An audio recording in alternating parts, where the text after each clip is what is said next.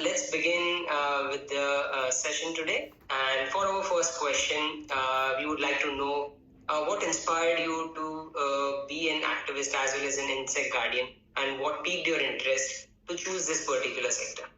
So, my journey started in 2018 with a simple science project that I completed in the second grade, where we studied how these tiny yet resilient critters survive. Throughout the course of the year, we were asked to observe multiple species of insects. When I was first posed with the task, in all earnesty, I despised it, as I believed that insects were both scary and gross. However, as time passed, I found myself more curious to know more about how insects, wanting to learn more about how they thrive. Some questions like why they're important in the ecological cycle and what benefits do they bring to us occurred to me. In this learning process, I learned that the insect population is on a sharp 41% decline. I felt devastated by this, so I decided to pursue my interest in the species, and my journey to protect insects began and still continues. That's really great, and I'm sure that the family and the friends around you would be also supporting this particular journey. We would want to know how you piqued their interest as well. What kind of facts were you able to share with them? What key messages were you able to convey with them during your presentations, while you were sharing those important aspects about insects with your friends and family, and so that they can be much more aware in terms of how important the insects are in their ecology. Of course, so my presentations often start with the stigma that insects are often thought to be scary, but they're actually really misunderstood. Insects of all shapes and sizes have their own importance in the ecological balance, and many of them have critical roles, like being pollinators, such as bees, and others, like fruit flies, are natural scavengers, which clean up the natural world. In addition to these, insects also help aerate the soil, so beetles, they help dig tunnels in the soil so trees have more room to grow. And they also benefit a number of different ecological processes. Most importantly, insects are the base of the food chain. On the earth, there are approximately 10 quintillion insects. Of that, tens of hundreds of different species of animals rely on insects as their food, such as frogs, lizards, bats, and birds. Then, derived from there, a single organism of these species needs to eat thousands of insects to continue growing. As an example, simple chickadees require 6,000 to 9,000 caterpillars just to raise one clutch of chicks. If insects were to go extinct, so would the chickadees and hundreds of other species that rely on insects for their diet, collapsing the entire food chain and affecting the ecological balance as a whole. When I'm speaking to my friends and families or any audience in general, I like to start off my presentations by reminding them about all of the benefits insects bring to the world and how they are so needed for the ecological balance. Wonderful. That's really great to know. I was just reading about one of the case studies where a part of insect is involved. It started with how wolves were introduced in the Yellowstone National Park, which led to a whole ecological cycle change, wherein green pastures came into place, the trees and the pollinator, the bees came into place, as well as other such insects which were able to help grow that particular ecosystem, which was not growing that effectively because of the presence of other wildlife species which were not indigenously present over there. So, of course, they play an important role in terms of bringing the ecological balance. And as you mentioned, that there are multiple species present all across the globe. May I know what is your favorite species when it comes to insects? So personally, when it comes to insects, I think my favorite species is the nine-spotted ladybug, which is actually the insect, the state insect of New York. The sad thing about these ladybugs is that they're actually on a really sharp decline, especially this particular species of ladybugs. So this ladybug actually cannot survive in the wild on its own, and they have to be raised in captivity. So researchers at Cornell are actually raising these insects in captivity, but when they are released into the wild, they mysteriously die or they disappear. So I think it's really a sad story because these insects are just so amazing and they have so many benefits, but they're going extinct, which is why these insects are a particular motivation for me to continue spreading my message.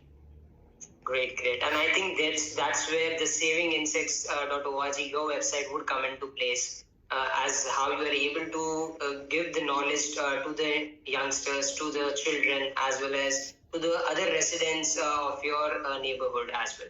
So if we would like you to shed some light, what kind of projects or initiatives you do from your end, as well as what your website is all about.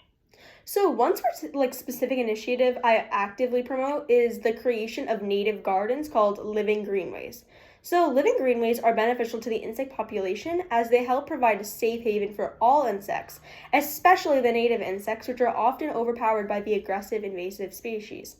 Especially in urban areas where insect populations are much more scarce, planting these gardens are especially important. To making a living greenway is recommended to set aside about like 10% of your garden, but any size of plot of land works. Even a small like flower side window plot outside your like apartment window works great for a living greenway. Once you have a place to set up your native garden, you just have to collect an assortment of colorful native plants and plant them in about 70% of your garden. A key takeaway from this is that your plants should be native to your area. In like many urban areas, the indigenous insects are the ones that are going extinct as they're overpowered by like the invasive species that have come from abroad. As an example, in my area in New York, native like American wild bees, which burrow into the ground, are going extinct rapidly as they are overpowered by like the European bumblebees or honeybees, which are actually like killing them off. The native plants that you plant in your living greenways will help all of the overwhelmed, diminishing native insects in your area thrive and survive. From there, collect dry leaves, rocks, sticks, etc. to make a dark space for the other 30% of your garden. This area will be like a dark space where burrowing insects like ants and beetles can tunnel deep into the ground. Once this is complete, you will have a new thriving living greenway. From there, the maintenance of the garden is also key, so you should avoid all pesticides, herbicides, and insecticides, as these chemicals are deadly to all insects, good or bad. Pesticides and herbicides are the number one most deadly substance to these tiny creatures and are responsible for the death of about 1/8 of the insect population annually. Especially when these chemicals enter the water sources, as the chemicals move downstream, many species, insects, humans, and animals alike, can be severely affected. Study shows that when these pesticides enter like the bodies of children, they can actually cause severe neurological disorders. In addition to the avoidance of pesticides, it is also important to avoid the use of leaf blowers and lawn mowers to keep the environment of your garden as safe as possible for these tiny creatures. Once this is achieved, you will have maintained an ecological safe haven for insects. This particular initiative is really important to me, and I always think it's important to share this particular motive, as they help like all of the insects, like whether it be like burrowing insects or flying insects, and it can really help like bring a change, like even if it's a small change, to your like local area. But like even that's not all. Once you've established the formation of the native garden, spreading the word is also very important. When you have this, tell your friends and family why you have made this and what insects bring to like the table, why they're important. This is like also like an important like step in this process, as without like advocacy, change cannot happen. Definitely, and I think that's some really insightful piece of information which you have shared. And I would really urge the audience to go visit Anusha's both the websites, saveinsects.com and Living Greenways, to find such insightful information in terms of how they can set up their own gardens or maybe pollinator gardens. Coming on that point itself, I think some time back I also read that how governments are taking the initiative somewhere in Europe as well as in Asia, where they are making use of bus stands overheads to create small gardens, so that maybe the bees or the butterflies or other pollinators have a way of thriving as well. So because of urbanization and concretization, there are not many places for public gardens to be created where flowering plants and trees can be planted. But this is a very innovative way where they are making use of sustainable development practices.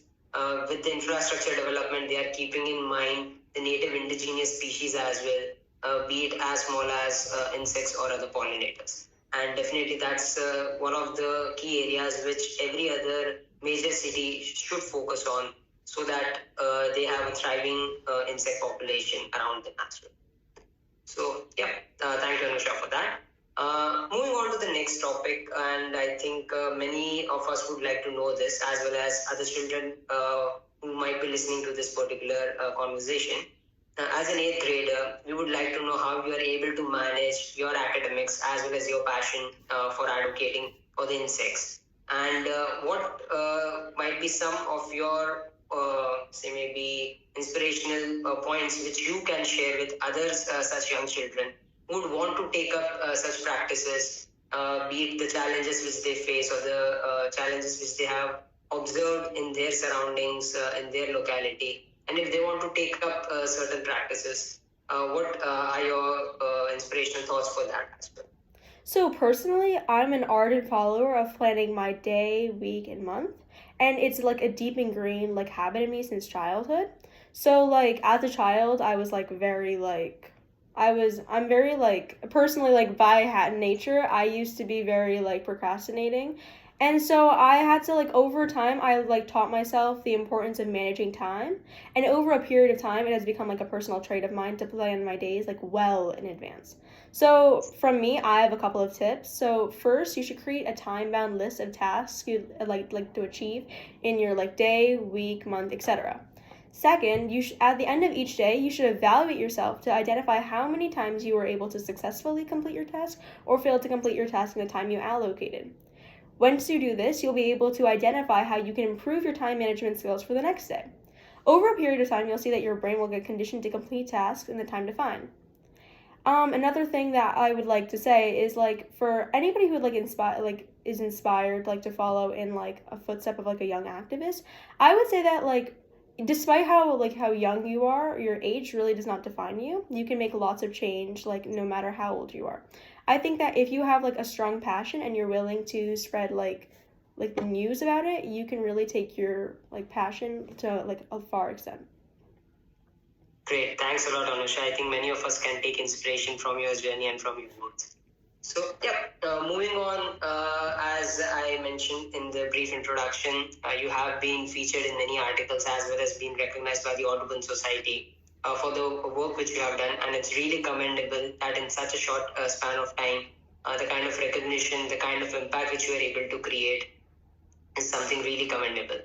Looking ahead, what are your future prospects within this space? How would you like to take your career within the insect conservation or in the space of environmental sustainability?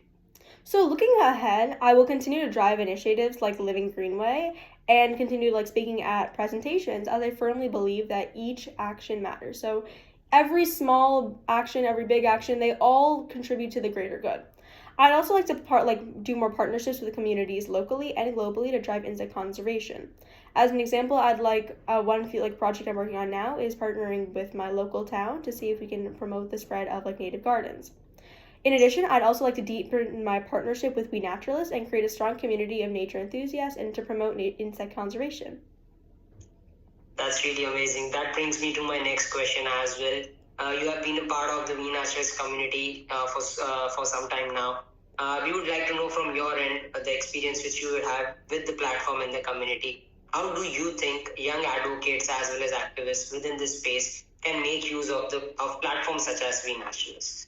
So WeNaturalists, I think it offers a uniquely crafted like global community for bringing like nature lovers digitally together to create like larger impacts. So I think like WeNaturalists is a great social media platform, especially for like nature advocates, as it's like of like well knit, tightly knit community of nature, like people who are enthusiastic about nature. So it's much easier to like spread your message and connect with those like who have similar like mindsets.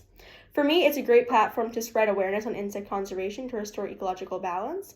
As I said before, every action matters. So spreading your like good news, sharing what your accomplishments have been, sharing your like motives, it can really help like spread your like actions much farther. WeNaturalists serves as an excellent platform for young activists like me to exponentially increase outreach to many, many nature enthusiasts around the globe. Hence, I think it's a great platform that like many young activists can utilize. That's great. Thanks a lot. Thank you, Anusha. And I think because of your enthusiasm and the work which you are able to do and the impact which you are able to create, because of your interest, that's how others have been able to recognize you. Others can take inspiration from there as well. And so thanks a lot, Anusha. Thank you for your time today. And everyone joining us live today, I would like to thank you all for being part of this particular ConVerse to ConServe session.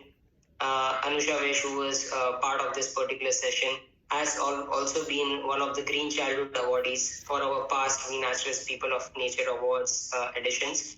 The nominations for this particular year has now begun. You can check out the website and see the 16 categories, 13 for adults as well as 3 categories, especially for the age group of 4 to 15 years. It's somewhere where you can share the work which you have done, the projects which you have created, the people who you have inspired, and the impact which you have created with your work. So go on to the WeNaturalists website and nominate yourself. And once again, thank you, Anusha. Thank you for joining us today and sharing your inspirational journey with us. Thank you for inviting me. Thank you. Have a great day. Bye-bye.